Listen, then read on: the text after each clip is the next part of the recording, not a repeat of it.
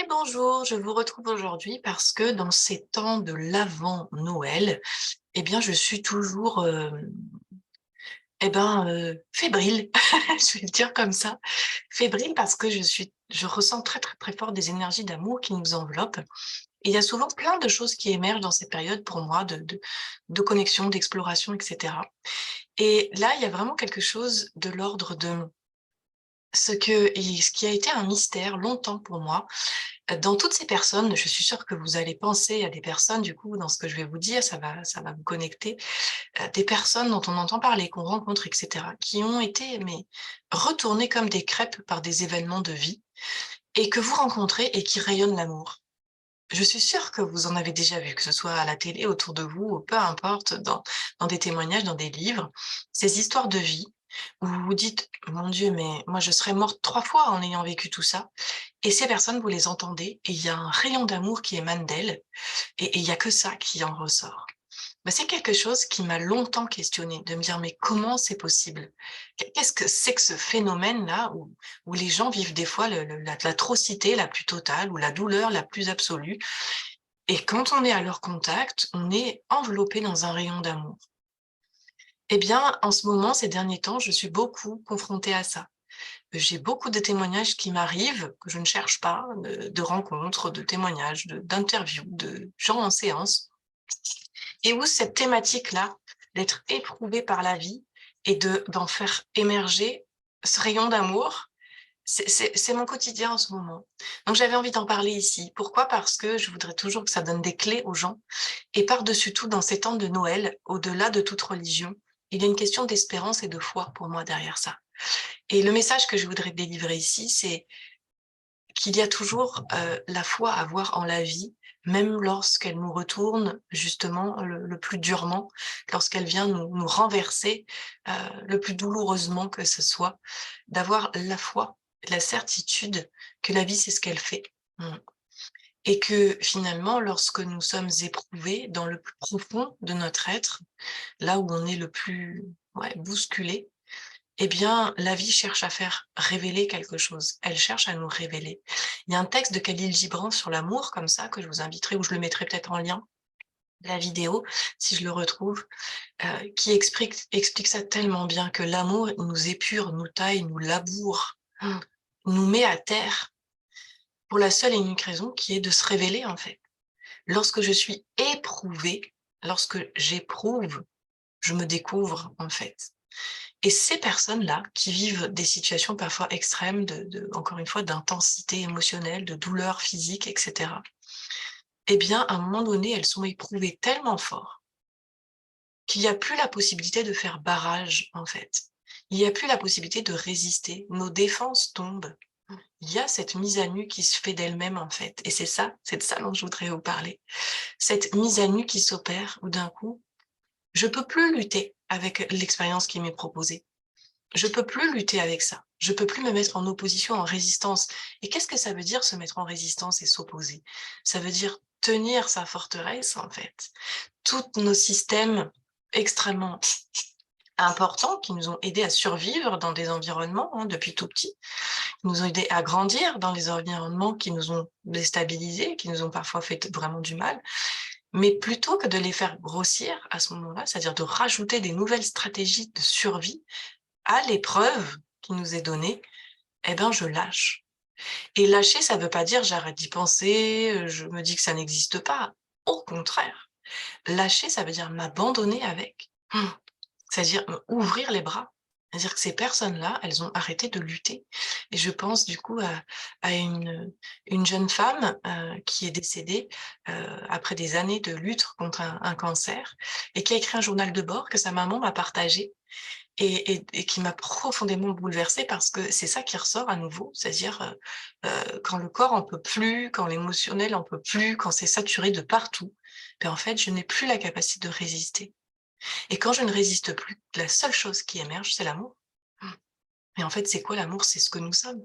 C'est-à-dire qu'il n'y a plus tous ces vêtements qui nous recouvrent, toutes ces couches, toutes ces strates qu'on essaye de maintenir pour nous maintenir en vie, pour survivre à tout ça.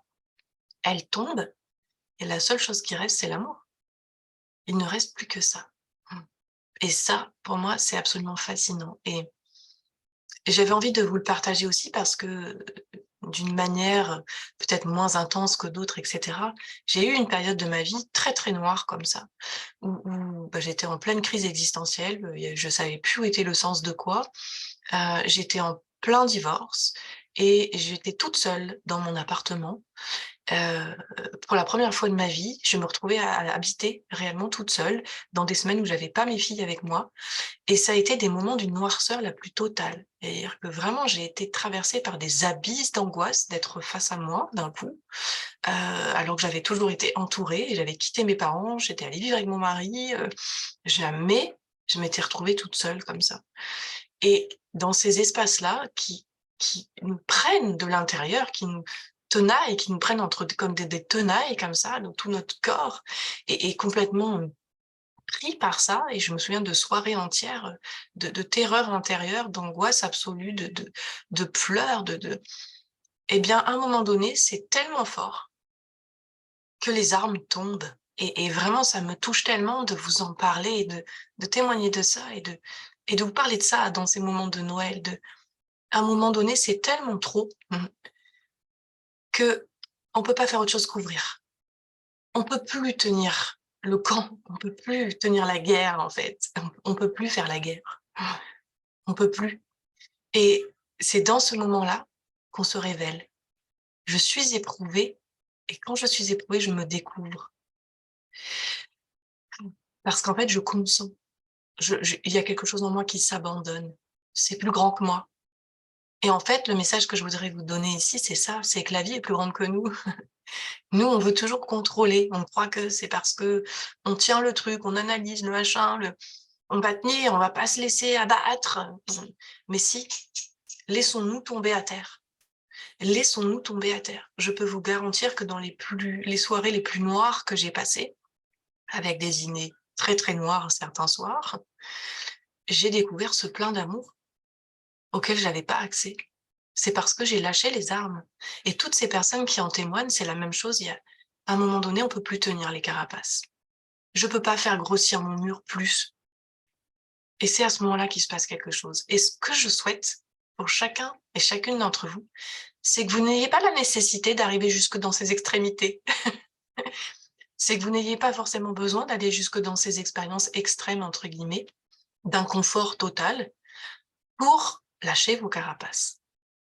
C'est aussi un choix. C'est-à-dire qu'ensuite, c'est un choix. C'est-à-dire que moi, depuis dans ma vie, ça chemine depuis plus d'une dizaine d'années, où à chaque fois, je me rappelle que j'ai le choix.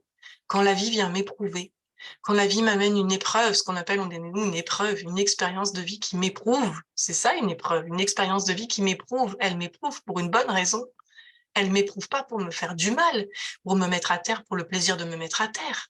Elle m'éprouve parce qu'elle me taille, parce qu'elle veut me faire tomber.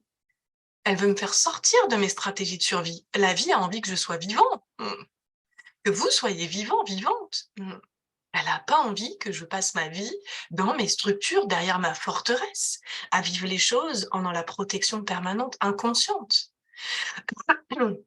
La vie veut me ramener à la vie. Et pour me ramener à la vie, elle m'éprouve. Alors j'espère qu'à travers cette vidéo, vous pourrez ne serait-ce que juste capter ça.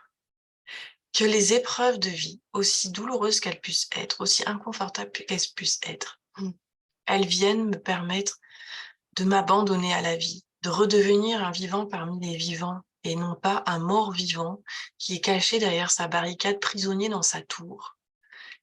Très très jeune, j'ai écrit des textes sur ça, que j'ai rassemblés dans mon recueil aujourd'hui. Prisonnier de sa tour. Très tôt, j'avais compris ça. Très tôt, j'ai eu conscience de combien on s'enfermait en fait dans nos mécanismes.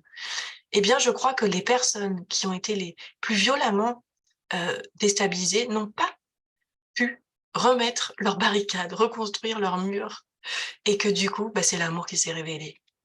Et moi, ce que je souhaite à chacun, c'est que vous n'ayez pas besoin d'en arriver là pour pouvoir faire tomber ça. Et revisiter son histoire, mettre du sens, mettre des mots, décharger les mots, M-A-U-X, de son vécu, permet ça. Revisiter son histoire, c'est se faire ce cadeau-là, en fait, de faire tomber ses barricades, de faire la paix avec soi, d'aller rechercher toutes les parts de soi qui ont été complètement, ensevelies, en fait. Et qu'est-ce que je fais réémerger? Je fais réémerger cet espace d'amour qui a toujours été là, qui a juste été enseveli. Mmh. Je dépose mes costumes, je dépose tous ces personnages dont je vous parle de plus en plus souvent et où je vais venir vous en parler davantage en 2023. Tous nos personnages intérieurs qui se sont construits déséquilibrés et cetera dans toute notre histoire, eh bien, je peux leur permettre de se tranquilliser pour laisser émerger cet amour qui me guide, en fait, cet amour que je suis. Voilà, donc voilà ce que je voulais vous partager aujourd'hui sur cette notion de se laisser éprouver. C'est pas habituel, c'est pas dans nos habitudes de ouvrir les bras, en fait, mais pour moi, c'est des énergies d'amour colossales que d'avoir le courage de dire: «Oui». Je pense notamment à un jeune homme en ce moment qui est revenu me voir et qui est complètement renversé par des très, très, très grosses insécurités qui remontent et c'est ce que je lui ai transmis. Et j'ai dit: «Mais et si là, tu acceptais que ce soit ça, qui soit là dans ta vie, là, maintenant? Est-ce que tu pourrais accepter d'être éprouvé par ça? Mmh. De cohabiter avec cette insécurité?» Elle s'est réveillée à travers un événement, elle vient parler de son histoire. Est-ce que tu voudrais vraiment lui fermer la porte? Et est-ce que tu crois réellement que tu pourrais la fermer, cette porte? Alors que ton insécurité a défoncé la porte de toute façon? Parce que c'est ça qu'on croit. On croit qu'en fait, c'est resté à l'extérieur de la forteresse, mais pas du tout.